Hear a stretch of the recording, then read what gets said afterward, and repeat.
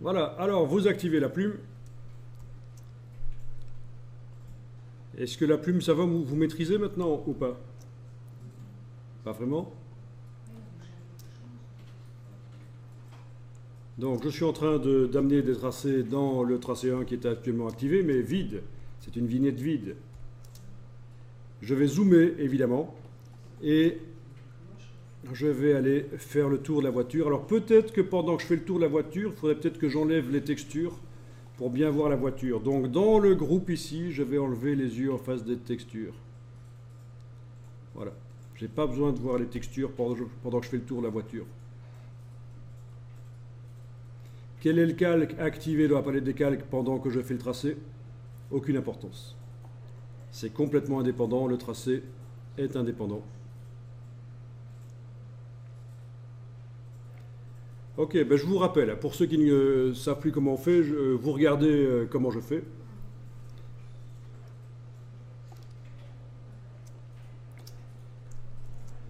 J'enclenche la touche verrouillage majuscule pour avoir le pointeur précis. Je clique pour mettre un point. Sans enfoncer le bouton de la souris, je vais plus loin. Je fais un cliquer glisser pour avoir une petite tangente. Ensuite, j'enfonce la touche CTRL et je vais prendre la première boule pour ajuster le tracé. Regardez, et une fois que vous aurez bien assimilé, vous allez pouvoir continuer. Avec la barre d'espacement, je bouge l'image dans la fenêtre et je vais plus loin. Mettre un petit tracé. Touche CTRL, j'ajuste la courbe. Barre d'espacement, je bouge. Petite tangente, touche CTRL, j'ajuste. Petite tangente, touche CTRL, j'ajuste. Petite tangente, touche CTRL, j'ajuste. C'est répétitif, mais c'est comme ça. Petite tangente, touche CTRL, j'ajuste. Si vous avez foiré, vous pouvez faire un CTRL Z ou CTRL ALT Z à certains moments. Alors, petite tangente, touche CTRL, j'ajuste. Ça va être comme ça jusqu'à ce que j'aurai un changement de direction assez brutal. Petite tangente, touche CTRL, j'ajuste. Bon, ici, il ne faut pas être plus catholique que le pape. Donc, le bord là, je m'en occupe pas trop. Voilà, petite tangente, touche CTRL, j'ajuste. Ça va, vous voyez mon point. Peut-être que ce sera mieux si j'enlève en plus l'œil en face de la couche verte. Voilà, je sais, c'est atroce, mais c'est comme ça. Alors voilà, j'ai un changement de direction. Là, ça c'est le bord du pare-choc, l'arrière. Là, je vais prendre touche Alt et je vais casser la tangente en prenant la boule la plus en avant dans le tracé. Pas celle qui est dans le tracé là-bas, l'ancienne, mais la plus en avant dans le tracé. Touche Alt et je casse la tangente et je redirige. Donc, petite tangente, touche CTRL, j'ajuste. Petite tangente, touche CTRL, j'ajuste. Petite tangente, touche Alt, je casse et je redirige dans le sens où ça va aller, etc. Donc voilà. Alors, ok, on continue comme ça.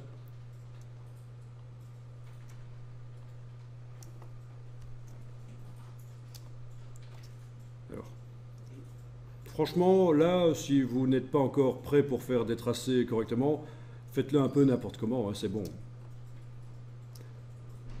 On ne va pas y passer énormément de temps. Alors là, j'ai fait une erreur, j'ai un point perdu. Et le point perdu, contrairement au pain perdu, n'est pas comestible. J'annule, CTRL Z, et je vais devoir revenir là où mon tracé s'arrêtait. Je vais devoir indiquer que je vais continuer le tracé en cliquant sur le dernier point du tracé avec la plume. Ben oui, ça c'est quand on fait des petites erreurs. Et le dernier point, il est où? Alors surtout, ne pensez pas que la petite boule ici, c'est le dernier point. Le dernier point, c'est le carré. Je clique sur le carré. Voilà. Et normalement, là, si je m'éloigne et que je vais plus loin, petite tangente, touche CTRL, j'ajuste. Voilà, le tracé a été raccroché. Donc ça peut arriver que le tracé se termine parce qu'on a cliqué à côté du tracé en ayant la flèche. Voilà.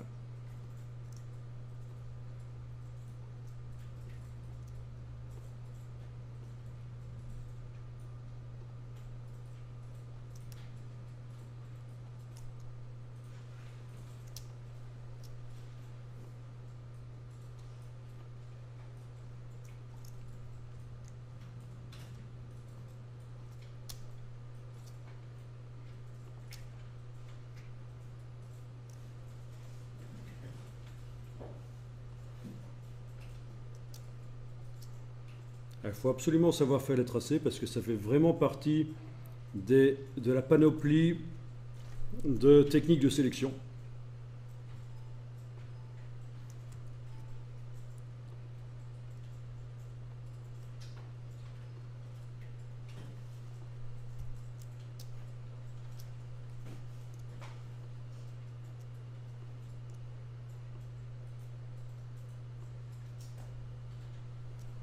Mais bon, normalement, là, ça va. Vous avez eu quand même quelques jours pour vous entraîner après la formation Photoshop. Ça m'étonne d'ailleurs que personne ne m'ait montré ses œuvres, ses tracés.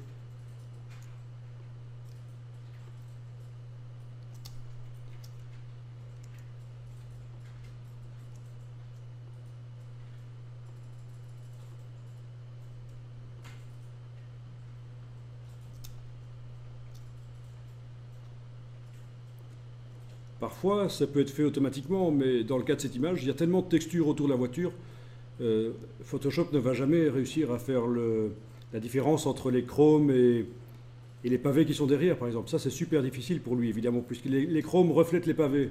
Comment voulez-vous qu'il fasse la différence entre les chromes et les pavés?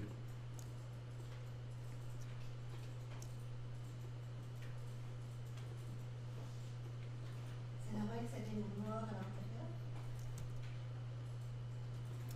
Alors, ça devient noir à l'intérieur du tracé chez toi? Et chez les autres? Non? Ok. Alors, c'est pas normal. On dirait que tu es en train de faire une forme. Tu as dû louper une étape à un certain moment, et à mon avis, tu es en train de faire une forme. Au niveau de ta plume ici, dans les options, qu'est-ce qu'il est indiqué? Tracé ou forme? Dans lesquels?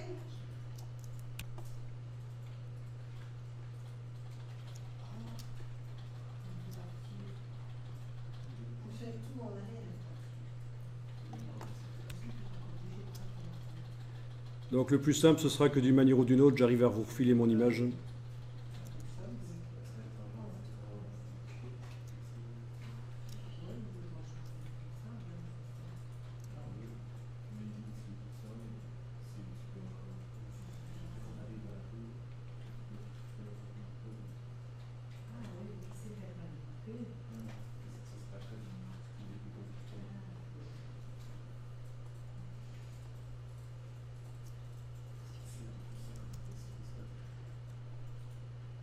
Honnêtement, je ne pense pas que vous alliez y arriver, hein. C'est, à moins que vous ayez déjà de l'habitude de Photoshop, mais c'est le genre de truc qui est difficile, franchement. Et pourtant, c'est le genre de test qu'on fait passer pour savoir si quelqu'un connaît Photoshop, en fait, hein. Donc, il faut vraiment maîtriser ça. D'autant plus que si vous savez faire des courbes de Bézier, vous savez faire de la 3D aussi, parce que la 3D, c'est aussi au départ des courbes de Bézier. Notre ami Pierre Bézier, l'inventeur des courbes. Même Brigitte Bardot, c'est lui qui l'a inventé.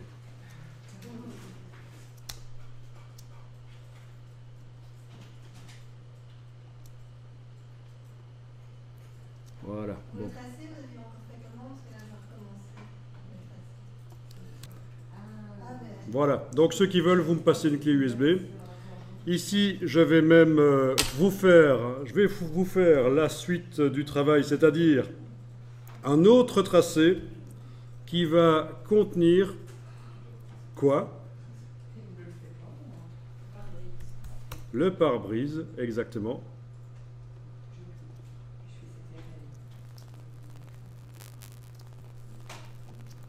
Le pare-brise, voilà. Parce que nous allons devoir mettre... à un certain moment, on va devoir mettre donc un faux ciel là-dedans.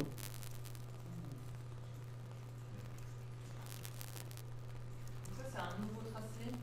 C'est une nouvelle vignette, oui, oui, une nouvelle vignette.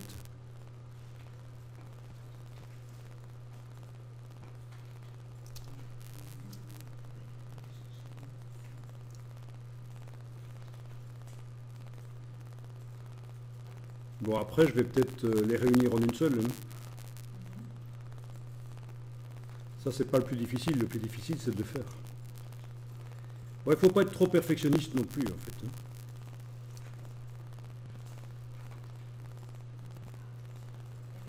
Je dois dire qu'en début d'après-midi, c'est quand même un calvaire.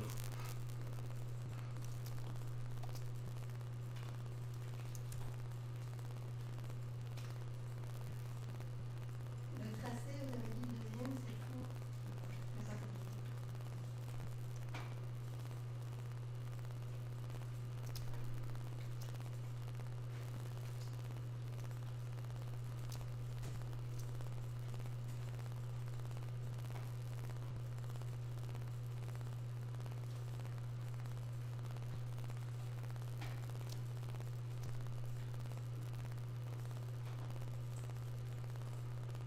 Alors si vous trouvez ça super sympa, vous devriez faire de l'After Effects, parce que c'est la même chose, mais sur des séquences animées, avec les objets ou les personnages qui bougent.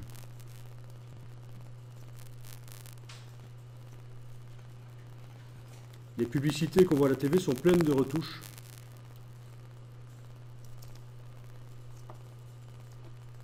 Pour faire disparaître des objets, remplacer des marques.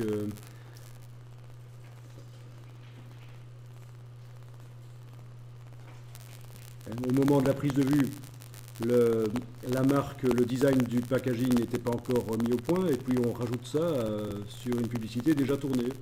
On rajoute des marques. Parfois ça se voit vraiment. Hein.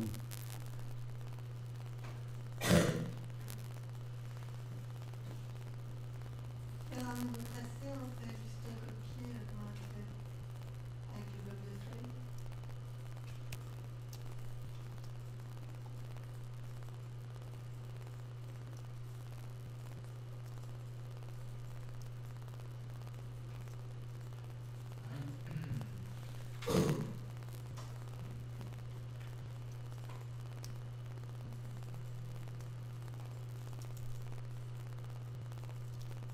Voilà. Avec une tablette graphique, quand on a l'habitude, c'est mieux. C'est plus facile. Bon, ben voilà, comme ça vous voyez un peu le quotidien de certaines personnes, parce qu'il y en a qui font ça à longueur de journée.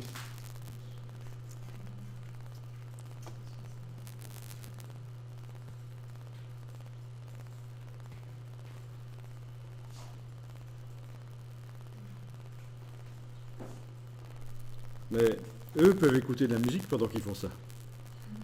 Parce qu'ils ne doivent pas trop se concentrer et prendre des décisions. Ils peuvent même regarder des émissions de TV d'un œil. Hein, c'est une manière de vivre. Hein, pourquoi pas.